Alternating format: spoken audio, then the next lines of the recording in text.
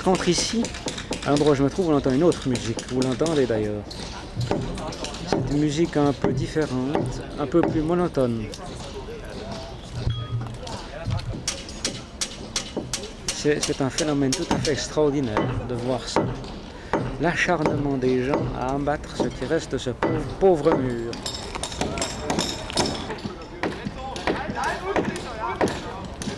Je dois dire que malgré mon sens de l'orientation, je suis un peu, voire complètement désorienté. J'arrive presque à me demander où se trouve l'Est, où se trouve l'Ouest. C'est une situation tout à fait nouvelle, évidemment, car pour me trouver à l'endroit où je me trouve maintenant, il aurait fallu que je sois un greppo de la police frontière est-allemande, en patrouille.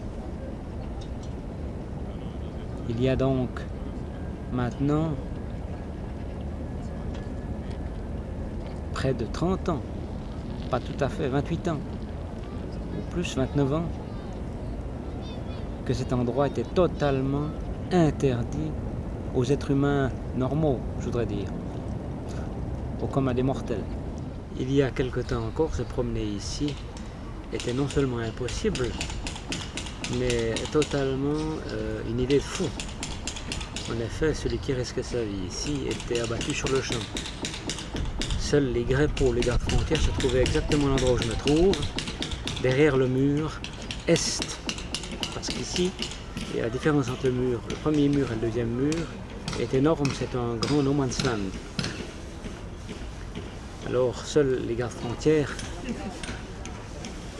se promenaient ici,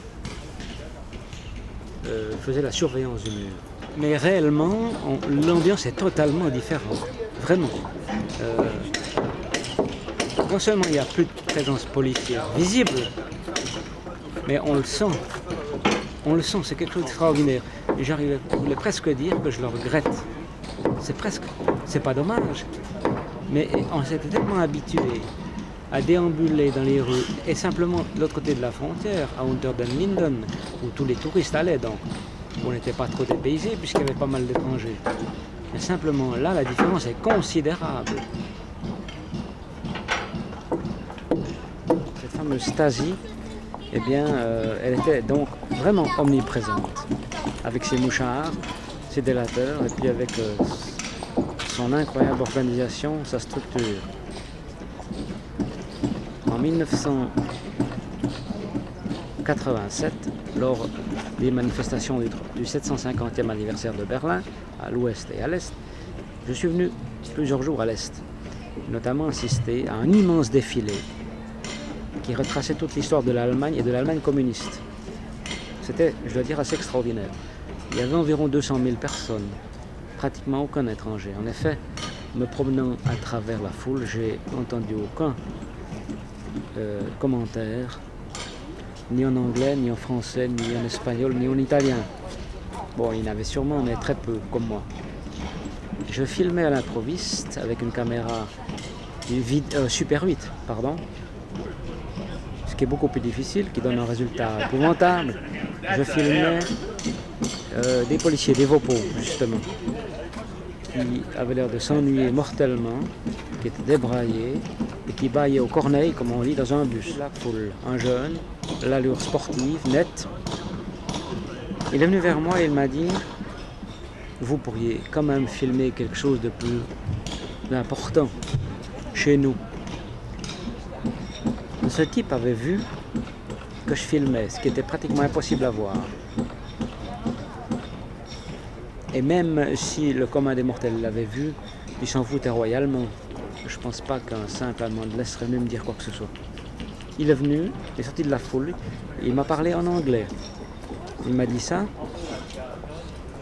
On peut penser que la perestroïka, comme on dit, n'était en Allemagne de l'Est, n'était pas très loin.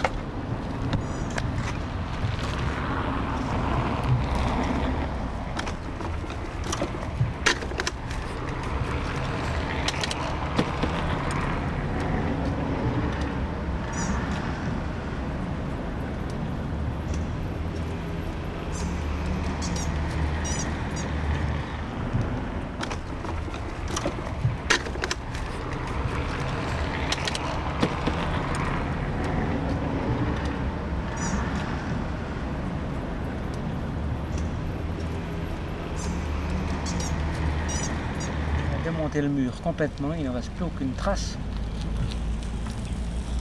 Ici, on l'a vraiment démonté complètement.